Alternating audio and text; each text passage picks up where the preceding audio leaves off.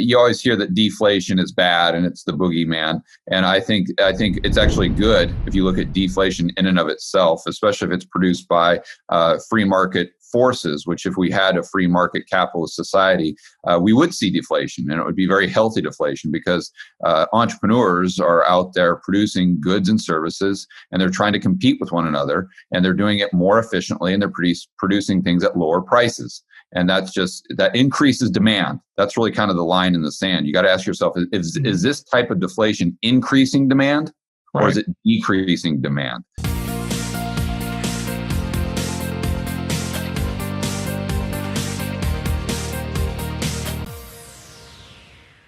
It's a great pleasure to have George Gammon back on the show. He is a real estate investor, investor in all kinds of things, and a fantastic macroeconomics educator. So it's always great to have him on the show. George, welcome back. How are you? Hey, Jason, thanks for having me. It's good to have you. And you are coming to us from Billionaires Row in St. Barts, right? That's right. That's right. I tell people that I'm the poorest person here by a mile. Yeah. When I first got to the island, I looked around and I said, my goodness, I need a St. Bart's stimulus check somehow. I don't think you're going to get one there. No, not going to get one here, that's for sure. But it's a beautiful place. And I came here just because I didn't want to deal with any lockdowns, and the restaurants are open, the gyms are open. I'm going to go to the gym after we talk. And it's nice to just have some sense of normalcy right now in a very crazy world. Yeah. Are there any cases there, or is it just totally clear? Is there any precaution there at all, or is it just normal living? There are some precautions. When you go to the grocery store, they make you wear a mask. Some restaurants require that you wear a mask when you're walking to the bathroom, that crazy stuff. It's kind of weird because the French government has a little bit of say, but the people here, for the most part, really don't like the French government, and they just try to kind of ignore them. But technically, they're supposed to give a restaurant a ticket if the people aren't wearing a mask to the table, but very few restaurants even acknowledge those rules. So it's the main thing is you got to wear a mask when you're going to the grocery store. Other than that, it's pretty much you're pretty much good to go. Pretty good. How did St. Barts, and I don't know if you've studied it much. I know you're there. You've been there maybe a month and a half now or something. But how did St. Barts become this sort of, really high-end Caribbean destination? I mean, I never hear about it as a tax haven or an asset protection haven. I hear more about, Cayman or Nevis in that regard, and certainly other places around the world too, like Jersey, et cetera. But, why St. Barts? What's... Well, I think for the Europeans and the French, it is a tax haven. It's very similar to Monaco. Okay. It's just Monaco in the Caribbean, basically. Okay. But I think the catalyst was Rockefeller. Rockefeller built a huge house here that's over by this beach where I go snorkeling. I think it's been abandoned for several decades, but it's still there. And he was the first person to kind of make it popular, I guess, with kind of that crowd. And since it's a very little island, there's maybe 9,000 people here. The people are quite literally the most pleasant group of people I've ever met in my life. They're not just nice; they're very courteous and just very welcoming as well. And I think that combined with it's very nice. I mean, a lot of the Caribbean islands, you go downtown and it's very down, and it's not terrible. Yeah.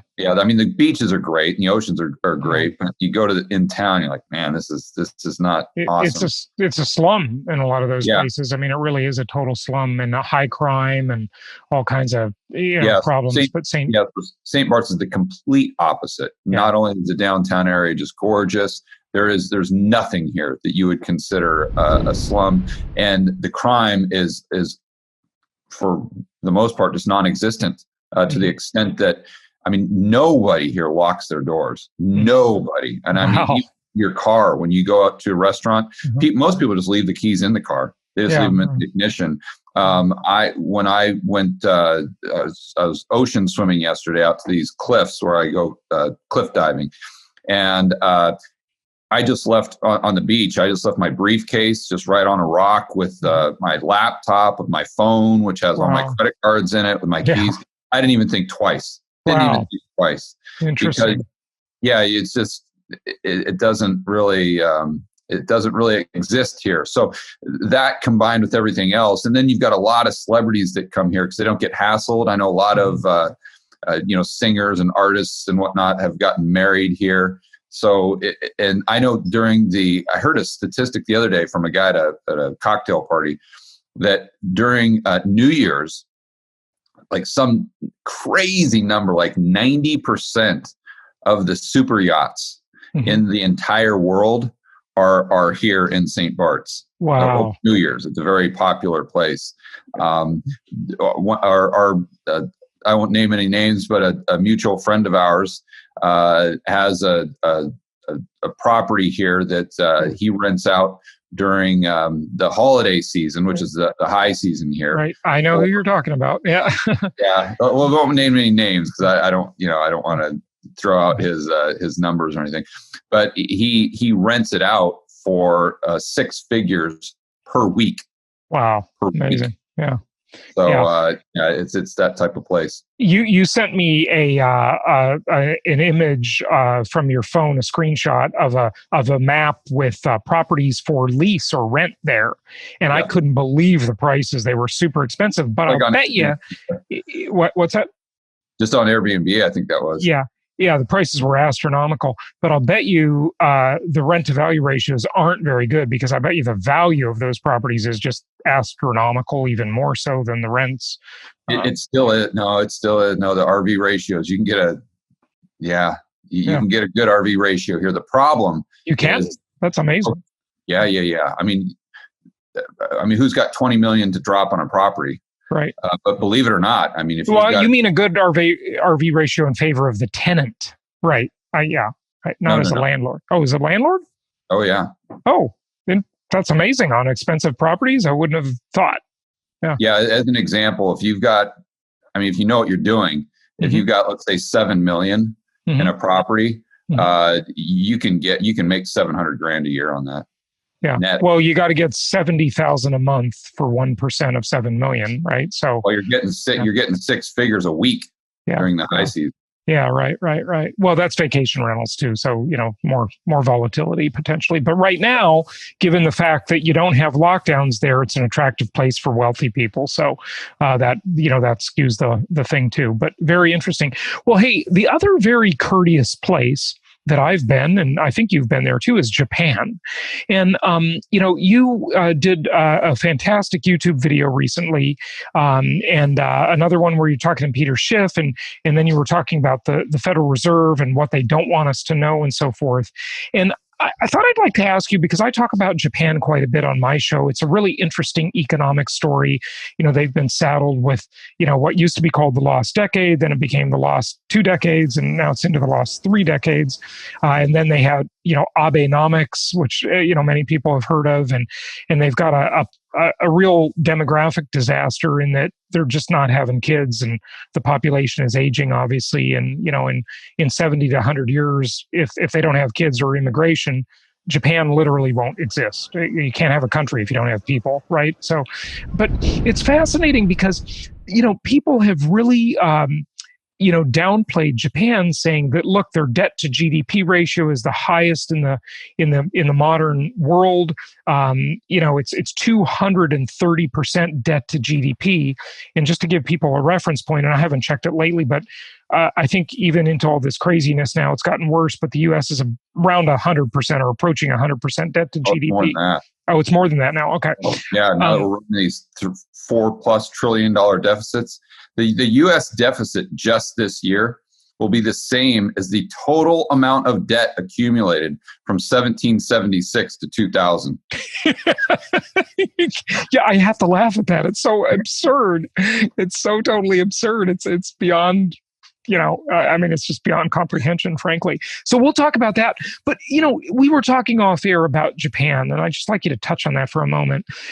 In that the debt to GDP ratio does not necessarily bode so badly for Japan as one might think, right? Well, it hasn't caused hyperinflation. Mm-hmm. Well, the opposite, actually, right? Yeah. It's called it's caused mild deflation, mm-hmm. which I think is when a country gets that over indebted. I think kind of just a very slow grind deflation like that is probably a best case scenario. If you look at history, when you get a debt problem, it's just there's no easy way out of it. I mean, Dr. Lacey Hunt talks about this all the time. You either have to have austerity, or you've got to inflate away the debt, or unfortunately, sometimes the way to get out of it is a war. But there just is no easy way out. If you overconsume, if you consume more than you produce for a long period of time, at some point you've got to underconsume. Mm-hmm. That's just the way it works. There's no financial engineering that gets you around just a basic thought experiment. If you were stranded on an island and I always use the thought experiment that if you're stranded on an island with a suitcase full of $1 billion, are you rich? I don't think so, because there's no goods or services. Right. So anyway, going back to Japan, what most people see is they say, well, how come they haven't had inflation or hyperinflation? And therefore, if they've done quantitative easing, if they've done all these things for the past 3 decades or plus, why can't the United States do the same thing? And the United States could do the same thing, but there are no certainties. There are always probabilities. So you have to look at the facts and how the economies are set up and then weigh the probabilities for yourself. So there are dramatic differences. First and foremost is the savings rate in Japan is staggering. I mean, it's almost 30%. And so if you have your population saving that much money and not spending it into circulation, your velocity gets so low that it's I'm not going to say that it's hard to have inflation, but you're not going to get it as easily. And then most people would see inflation as the value of the currency going down in relationship to goods and services or to other currencies. And there's always a bid for the yen because they're a net exporter. Mm-hmm. So what happens is when you got two countries that are trading between one another, the one that is producing more stuff, more goods, and exporting those goods, they're going to have a trade surplus. And therefore, there's going to be more demand for those currencies from the countries who are buying their goods, right? Where the opposite is true, if you've got a trade surplus, then what you're doing is you're exporting more of your currency units. And therefore, at some time, if all else being equal, the value of those currency units relative to other countries is going to go down. The reason that hasn't happened with the United States is because obviously we're the world reserve currency and the world runs on dollars. And therefore there's a bid for these dollars to do business outside of the United States, regardless of what's happening with our domestic economy or how much goods and services or how little goods we're actually producing and exporting. Yeah, the U.S. is in a pretty enviable position, at least for the time being. And you can really break a lot of rules when you're in the position the U.S. is in. You can defy gravity. The only question is for how long. I want to show you a chart real quick, George. And also, it distorts the economy. Most people don't really think that through. So I would argue that it massively distorts the economy as well. Mm-hmm. So going back to an interview with Lacey Hunt I want to give them props. Grant Williams, who's just a fantastic guy, just interviewed him for my channel, and Bill Fleckenstein did an interview called The End Game, or their podcast is called The End Game. This episode was Dr. Lacey Hunt, and he talks about they talk about a debt jubilee. Mm-hmm. And I think as a thought experiment, that's a great way for us to get our heads around what happens to an economy when you overconsume. It's not just the debt, like the Keynesians and the MMT people would say, well, if the Fed could just buy all of the treasuries, as an example, then on the asset side of the Fed's balance sheet, you'd have, let's say, whatever, 27 trillion in treasuries. And then on the liability side of the government's balance sheet, you'd have the same 27 trillion in treasuries. Well, okay, just click a button and erase it. Right. So everything's just like an NBA scoreboard, right? Magic. You just score from 100 all the way down to 0, and you just start all over again. Right. And the Fed keeps spending money, and the economy grows as a result of this government spending. But what's absent in that line of thinking is what has happened to the economy as a result of the government spending all that money in the first place. Mm-hmm. So as an example, with the United States, government spending now is over 50% of GDP, over 50%. Absolutely insane. Yeah, so half your economy is government spending, and we know government doesn't produce anything. Right. Yeah, they just especially on net balance. Right, yeah, so they're not producing anything. So 50% of this is just so that doesn't go away. Right. Mm-hmm. So even if they are able to start from 0 again, the only thing that happens is that gets worse. It goes from 50% to 60%. Right. So if the quote unquote how rich an economy is based on the amount of goods and services that are actually being produced, and not the currency units that are just being printed. At some point, it comes home to roost, regardless of whether you have a debt jubilee or not. Another great example would be all the zombie corporations in Japan. If Japan had a debt jubilee, those zombie corporations would still be there. Right. Yeah, no, that's all fascinating. Before you go on too much, I just shared my screen a moment ago, and I just want you to see this because it's sort of interesting, and it sort of goes to this like whole dysfunctional system we have.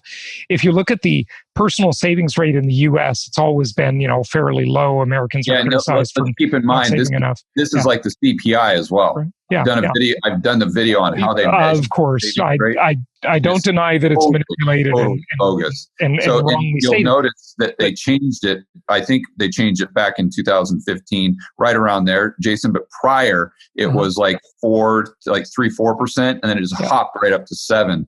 That was because of the finagling of the numbers. So let's. But they didn't change it this year. Right. So the benchmark, relatively speaking, is all we're looking at. And it's just interesting to notice how much money people are saving when they're in lockdown, because they're not out spending money. Right. So you see here, we're looking at February, March area right here, and it's hovering around, 7.78%, something like that. And then the savings rate just skyrockets, and Buzz Lightyear, and to infinity and beyond, and they're getting an extra $600, like paying them not to work, right? And then you see as the lockdowns are lifted, the savings rate starts to plummet a little bit as people go out and they buy an RV. They buy a boat, they go out to some restaurants. They're not going on airplanes, but they're doing vacationing with RVs. Like RV sales are through the roof. So is people are sporting goods because everyone's buying camping gear. Yeah, right. So people are doing domestic vacations, right? And so this is just kind of interesting. I just thought I'd share that. Well, I think they're doing domestic vacations, and they're also getting out of Dodge. Mm-hmm. I mean, I don't know if you saw what happened like Rand Paul last night, and I mean, it's just bananas in urban areas in the United States right now, especially in blue states. I got a lot of buddies that are even in red states that have bought RVs, and they lived in kind of even suburban urban areas. And they're like, listen, I'm out. I can work from my computer. I'm going to go up to like Show Low, Arizona, as an example. Right. And I'm just going to sit here in a campsite with Wi-Fi and just and when we have 5G, as long as you have a tower close to you, those towers need to be plentiful and close to you. And now there's a whole bunch of theories about 5G and the health side effects I won't go into, but that will make internet just plentiful, mobile, super fast. Tell us though about this savings chart. What was the manipulation and when was it? 2015? Because this goes back that far. And by the way, this is from the St. Louis Fed. But just tell us about the manipulation. We talk about unemployment number manipulation a lot. You and I both do that. Obviously, the CPI, Consumer Price Index, inflation metrics manipulated massively. But what about the savings rate? I'd have to go back and look at my notes. Mm-hmm. I don't know the year right off the top of my head. Okay. This is a video I probably did 4 or 5 months ago. I remember with the manipulation of the rate, though, it had to do with the fact of how the IRS estimates what you're not paying them. Mm-hmm. Okay. And so it's just a completely obscure, like objective or subjective number.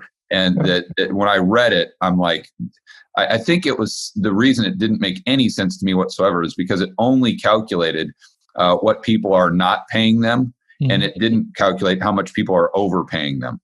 Okay.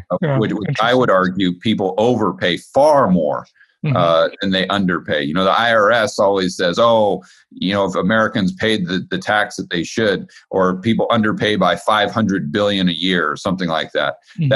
But all they're doing is they're looking at the people that underpay. They're not looking at it on net balance. They don't look at all the people who overpay because they don't want you to know about that. In fact, I talked to Robert Barts, who's a good buddy of mine. He was the lawyer for Alex Jones against Twitter. He's a free speech, constitutional lawyer. Right. He represented Wesley Snipes against the IRS and whatnot. So he's got a lot of knowledge with these IRS cases. And we talked about how many people actually overpay, and he's saying he went through some of these deductions that I've never even heard of. And I've been audited 5 times. Wow. I've never, as a business owner, as an entrepreneur, you have a better understanding as to what, especially the real estate guy, as to what's deductible and not. And he was going down this list of things that I have never even heard of. So I can almost promise you that 90% of the people, especially if they're just going out there to H&R Block, or using some sort of software program, that they're not taking all the deductions that they qualify for, not even close to it. So anyway. Yeah, no, it's 70 some odd thousand pages of tax code, I guess it last time I knew, and it's just super complicated. And there's so much manipulation. I mean, in 2006, I think it was, they stopped publishing M3, and so it's just a moving target to try and figure out the economy, because the powers that be want to just hide everything, from the hoi polloi, us little people. But George, you did a fantastic video recently about the things the Fed, or really the powers that be in general, don't want us to know. Do you want to talk about that a little bit? That was really good. Yeah. Well, three things. First was that you always hear that deflation is bad and it's the boogeyman. And I think it's actually good if you look at deflation in and of itself, especially if it's produced by free market forces, which if we had a free market capitalist society, we would see deflation, and it would be very healthy deflation, because entrepreneurs are out there producing goods and services, and they're trying to compete with one another, and they're doing it more efficiently, and they're producing things at lower prices. And that increases demand. That's really kind of the line in the sand. You got to ask yourself, is this type of deflation increasing demand, or is it decreasing demand? And that's where, the most of the deflation that we have now, it's kind of a scary thing because of the amount of debt that we have in the system. But I would argue that that's like saying that, heroin isn't the problem. The problem is that XYZ person is addicted to the heroin. Right. Heroin in and of itself isn't the issue. The next one was that inflation is good. We always hear that from the government, or the Fed especially, or central banks, that they have these inflation targets. Right, 2%. We've all 2%. Heard that. Yeah. And now that's of course a moving bogey as well. I don't know if you heard Powell's latest speech. Oh, that is earth-shattering. I made a big deal about that on my podcast either yesterday or the day before. But this is a sea change potentially, folks. The Fed has just lifted all the constraints, and they've come out and said, we're not going to forecast and act in a forecasting or react to forecast. We're going to wait until we see it. and then we're going to change. And, that's like a giant oil tanker. It takes a long time to turn that big baby around, right? And if the Fed, if this is their new philosophy, then, I mean, that is pretty risky, I'd say, right? They're always moving the target. It's nonsense. Yeah. First, it's like, let's get up to 2%. Yeah. And then once they get up to 2%, they say, well, actually, it's got to average 2%. And we were under 2% for 10 years. So now we can run at 10% and it doesn't matter because it'll just be an average, as though right. How that makes sense. I don't know. Then they'll change the time frame. They do the average over, or they'll take out a couple of years that are anomalies that they don't like and make it a weighted average versus an average. So exactly. Great. So this is just the next step in the long line of I don't want to call them lies, but just kind of this smoke and mirrors game that they're playing when they just won't admit that they, meaning the government, has to have inflation. It's the path of least resistance for a government that's 27 trillion in debt, and this debt is just going to be ever crushing them as it increases with these deficits that we're seeing in COVID. But so you hear that this inflation, this low type of inflation, is actually good. And then the third thing that I went over is who actually owns the Fed. And I focused on the New York Fed, and the usual suspects are there. The top three. I think it was Citi, J.P. Morgan, Goldman Sachs. But the next two, I think, would really shock a lot of people in the sense that it was HSBC and Deutsche Bank.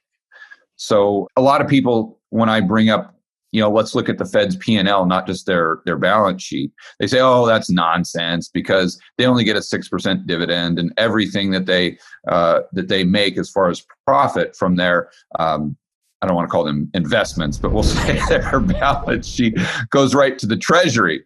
And I'm like, maybe not. I mean, the Fed has a surplus account that they even admit to, that they have money in that's in excess of what they repatriate to the government and after the dividend. That's one. But then what most people aren't thinking about is, listen, just because they might not get billions and billions and billions and billions in distributions as owners, think about all the money that they're making or the profit they're making as a result of maybe being closer, having the ear of a Fed governor or being like a crony. Sure. Yeah. I mean, 2008, it's a great example. They get the bailouts from the government or the Fed. And now more recently, we had the repo spike in September, and it goes up to 10%. I mean, if the Fed wouldn't have stepped in right there, I don't think people understand. I mean, we're done.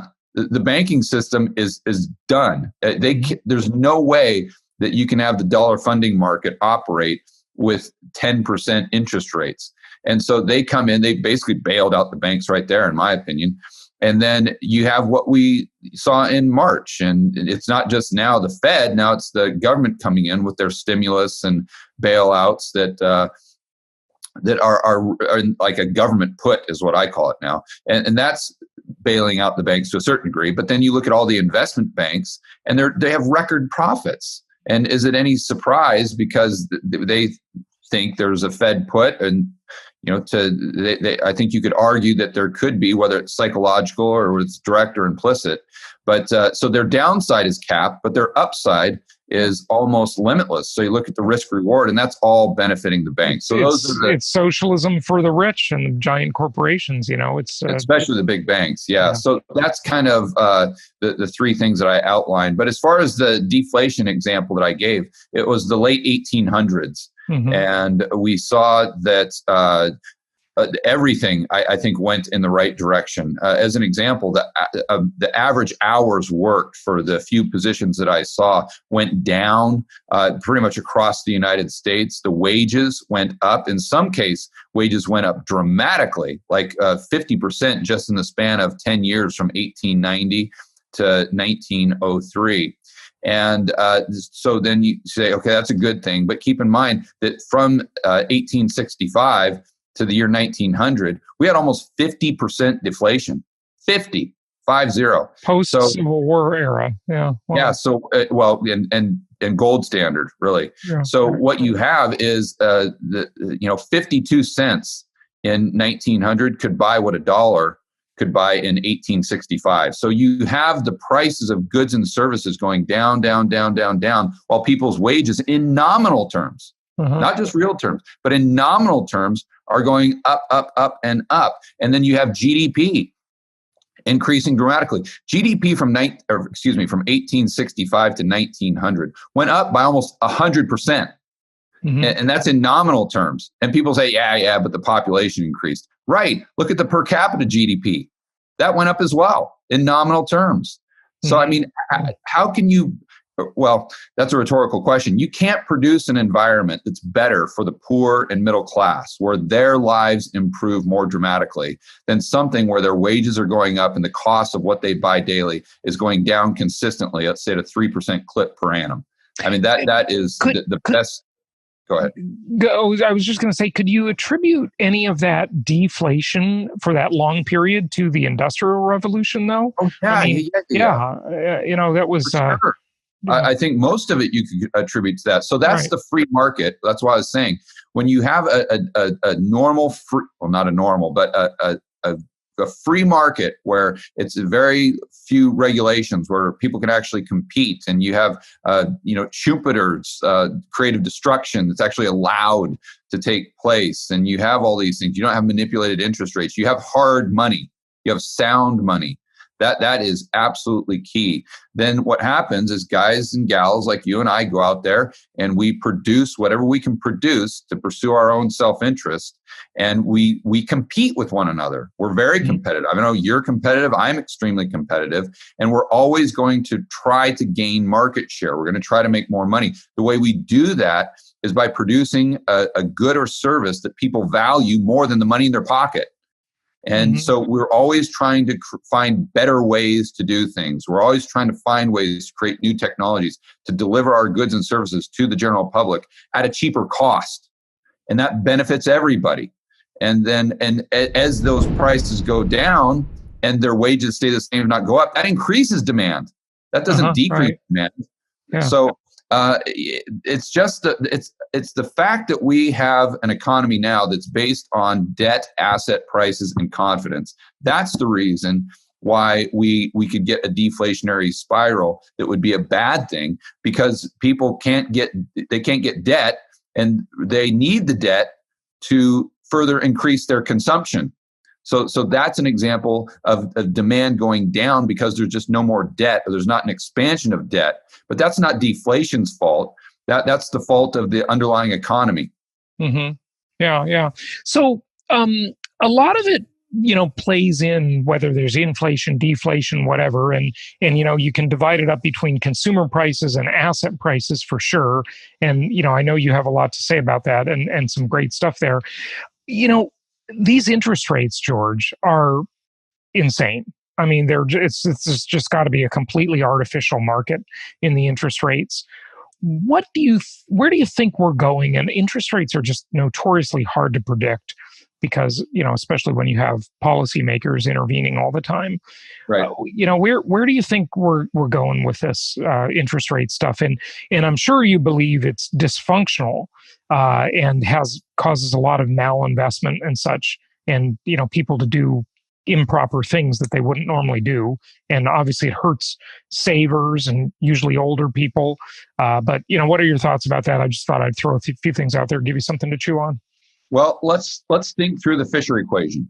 And I'm not sure if you're familiar with the Fisher equation. Very simple, but it has a dramatic impact. So the Fisher equation is the real interest rates plus the rate of inflation would give us nominal rates.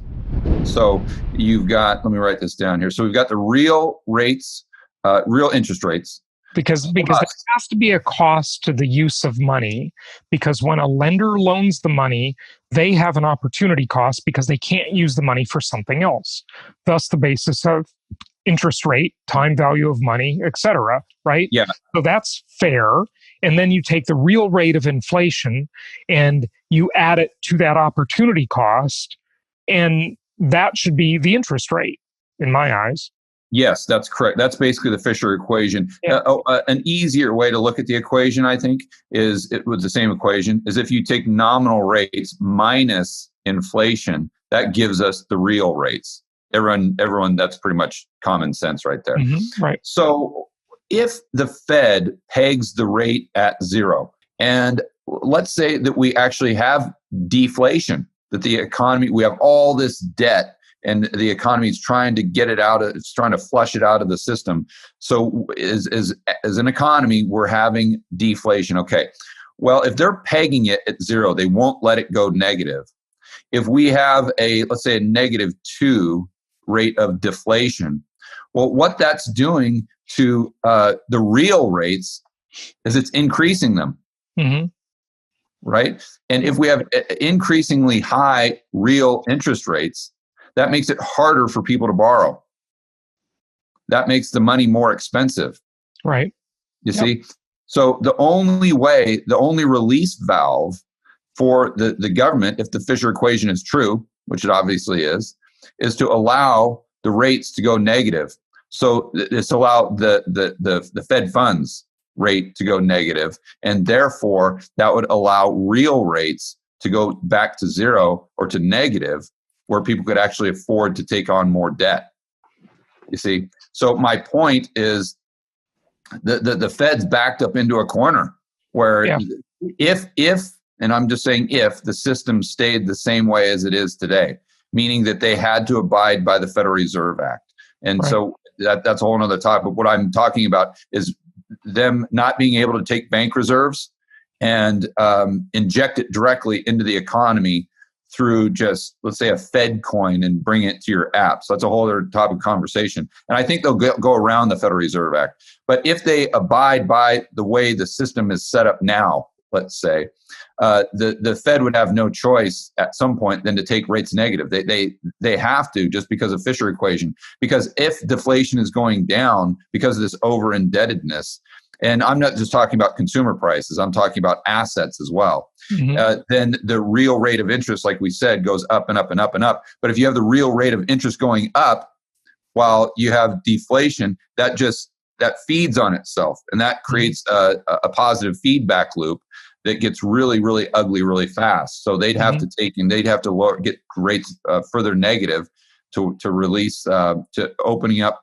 the affordability to increasing debt with consumers and businesses in the real economy. So and home buyers. Home buyers, everyone. So that's kind of, I'd have people look at the Fisher equation if they're trying to figure out what's going to happen with interest rates moving forward. Now, then you'd have to handicap on top of that, what are the chances that the Fed circumnavigates the current system, especially based on what we've seen them do since repo and since March, where they've pretty much abandoned every single thing that is written in the Federal Reserve Act. They're buying junk debt.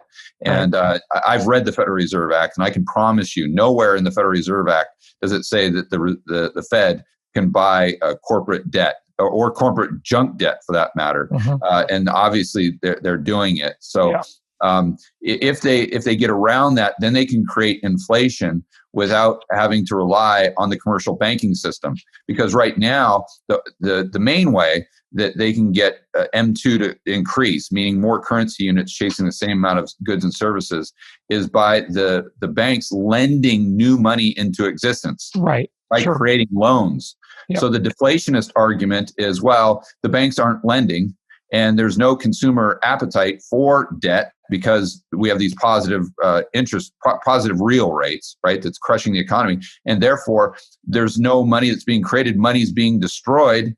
And that's deflationary. That's basically the crux of their argument, right? But what they're not considering, they might be considering it, but they're giving it a low probability, where I would give it a high probability, is at some point the Fed will look at Japan, they'll look at the ECB, the Eurozone, they'll look at these negative rates, and they'll say, listen, we cannot take rates negative here in the United States because we have the reserve currency. And we have this infrastructure, meaning the bond market, that is completely reliant on rates being positive, at least at zero. Once it goes negative, it's not like the German Bund going negative or JGBs. It's a whole different animal. I agree with you on that. Yes, they're going to try to get around it. Yeah, you probably have more to that thought, but I just didn't want to forget to ask you this, because I think my viewers and listeners want to know George's opinion on this.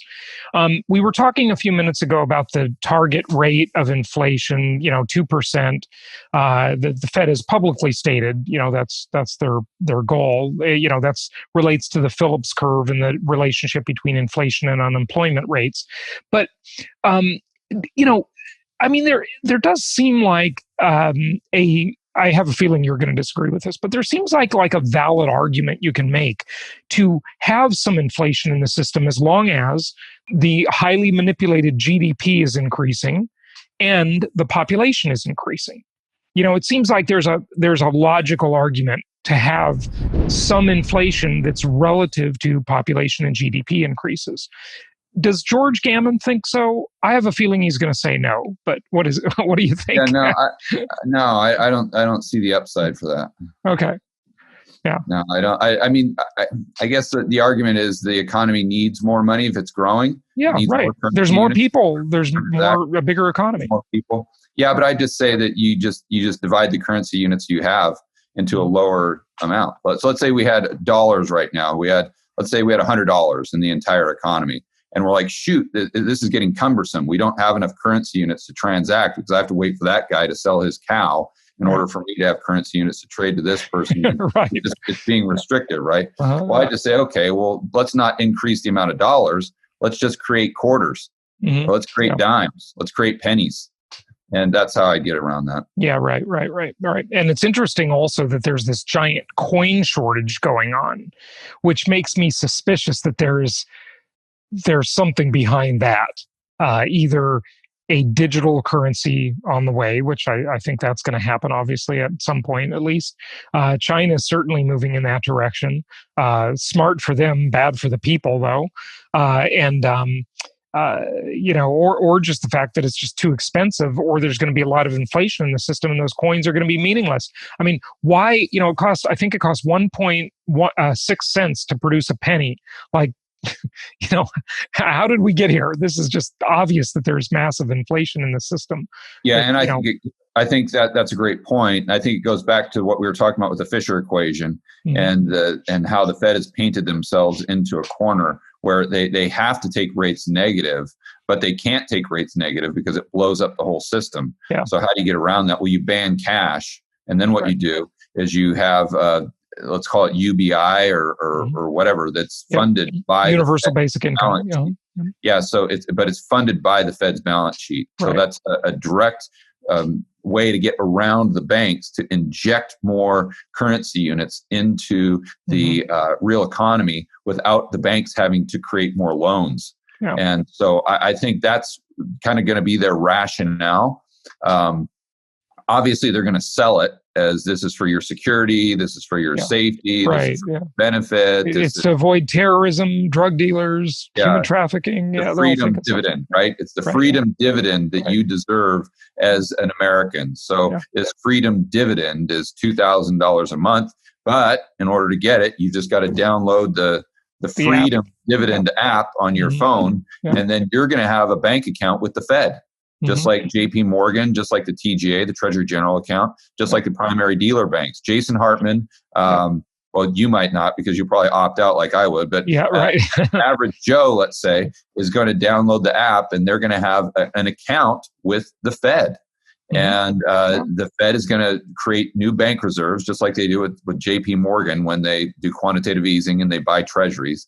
And instead of the Fed buying assets from you, they're just going to simply increase the amount that's in your account by $1,000 with bank reserves. And that'll be your UBI, your universal basic income right there.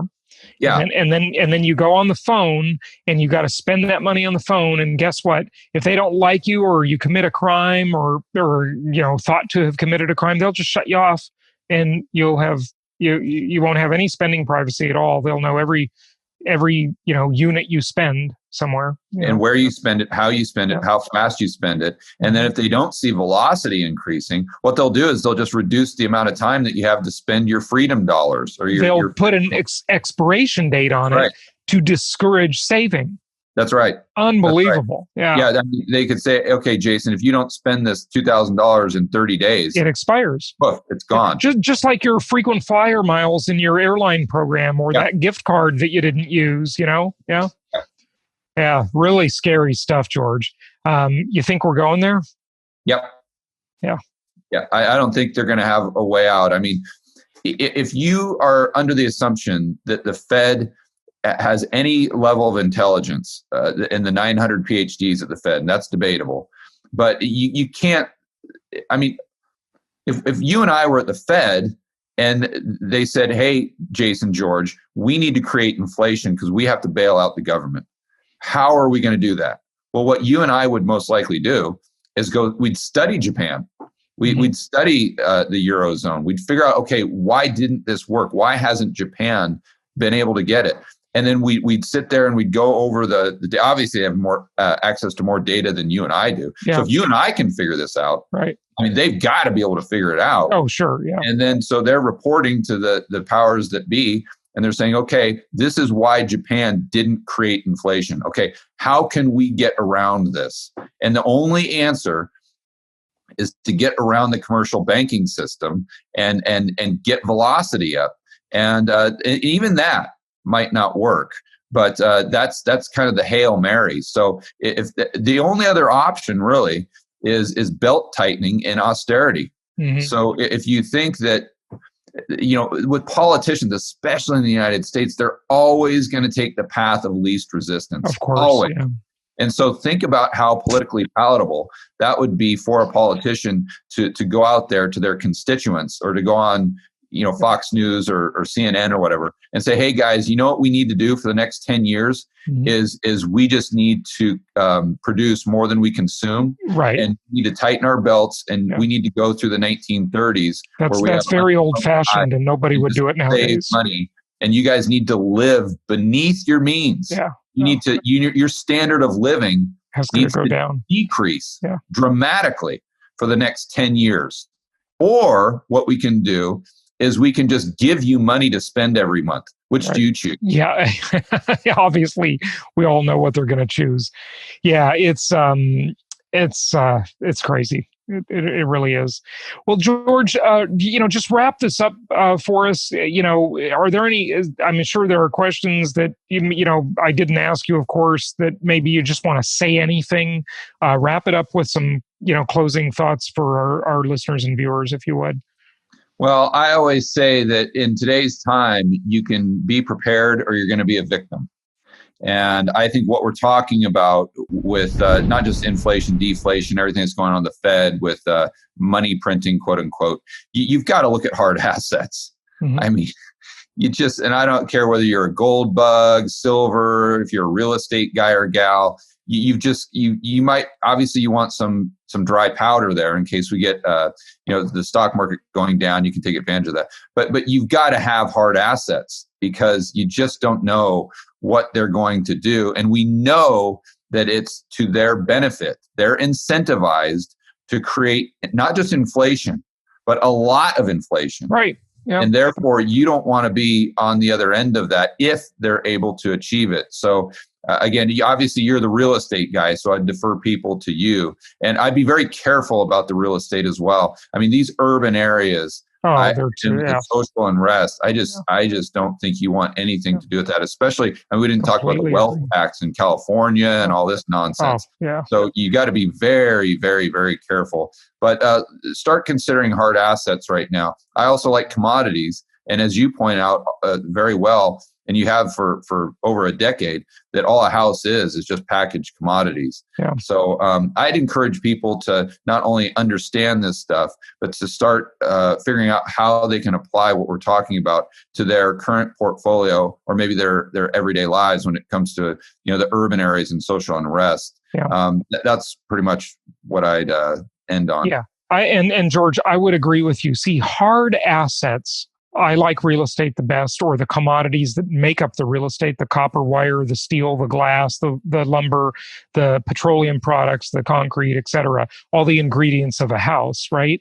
Those have intrinsic value, regardless of what any currency on earth is doing.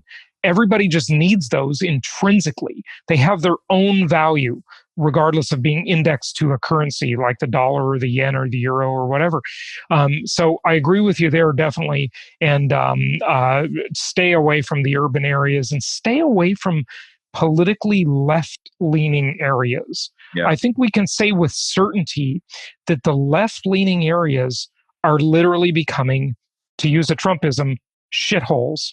And it's just, my home state, the vast majority of my adult life, the Socialist Republic of California, it is so sad to see what is happening to that beautiful state. And they're just ruining it. I mean, the policymakers are just destroying that state, and especially the urban areas within the state. So, you look at San Francisco, you look at Los Angeles, where I grew up, especially bad there, but just the state in general. And, you look at New York, it's just unbelievable. I just cannot, there's just no excuse. And these mayors, these left-leaning mayors of these cities, they should be indicted for not protecting the property and the people that live there. That's their solemn duty, is to do that. And they've let this descend into a state of anarchy. I mean, these businesses are being ruined, lives are being ruined, people are being assaulted, killed, attacked. This is unbelievable that this is happening in the U.S. Yeah. I mean, that's the best way to say it. And again, you can just ignore this. You can have cognitive dissonance. You can try to rationalize it. Yeah. But if it's you not do going that, away. Yeah. It's not going away, and you're going to be a victim. It's just you really are. George, you have a fantastic group that I'm a member of, and I just love it. That's kind of the pro version that you offer. Why don't you tell us about that and give people a link where they can find out more? Sure. So that's a partnership deal I have with Lynn Alden and Chris McIntosh. Lynn Alden is an extraordinary mind. She's a research analyst, I guess you could say. She's huge on FinTwit. And then Chris McIntosh has been a fund manager for many, many years. And they see the world in a very similar way to you and I, to say the least. So we set up this online forum for people. It's called Rebel Capitalist Pro. It has research from Lynn and Chris. We do live streams for members where they can ask myself, Chris, Lynn questions. And then the user-generated content is fantastic. And then it's just a great resource for people. But I always call it a sane space. Right? Because we have all these safe spaces at local universities. Right, yeah. And I call this a sane space because for people like you and I, we go online, you go to your Facebook feed or something like that, and it's just filled with just insanity. Whenever you go online. So this is a way for people who kind of see things the way we do to congregate, to help each other, and then to use that research to be prepared and to make more money and to not only survive, but thrive in a world of out of control central banks and big government. So that's georgegammon.com/pro. And I'm chuckling because that's George's tagline: how to survive and thrive in a world of out of control central banks. Good stuff. So the link again is georgegammon.com /pro. And that's your Rebel Capitalist Pro group. Good stuff. George, hey, thanks so much for joining us. Thanks for having me. Happy investing.